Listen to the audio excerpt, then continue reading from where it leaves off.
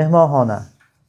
Mehmonxona kattaligini ko'ryapsiz. 3 xonani 4 xona qilingan planirovkasini ko'ryapsizlar. Xo'p, bu tomonimiz chiqamiz xo'lga.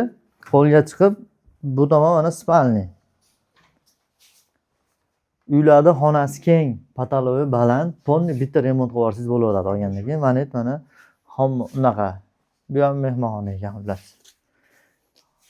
O'zi asli bat mehmonxona bo'lgan, boshqa xona bo'lgan, xullas planirovkasi o'zgargan. Xohlagan xonangizni qo'yib olasiz. Xo'lni kattaligini ko'ryapsizlar, koridor ham rosa keng. Keyin sanuzeli, tualeti отдельный bo'ladi, bitta joyda bas. Перегородкамni o'sha paytda o'ralgan, o'sha qurilayotganda. Bu oshxonamiz. Oshxonani ham kattaligini ko'ryapsiz. Oshxona ham bitta xona o'zi. Aslida detskiy qilsangiz ham bo'ladi, lekin buni balkonga olib chiqib qo'yilgan. 6 metrli verandamiz bu. Ama yiqilsangiz o'lasiz, 5-etajdamiz. Hushyor bo'lasiz. 5-etajdan Marg'ilonda Kaminatda 23-maktabda oldidan mana shunaqa 5 etajli domlardan so'raganlar jo'natamiz. Narxi 27 ming, kami bor sizlarga. Baraka.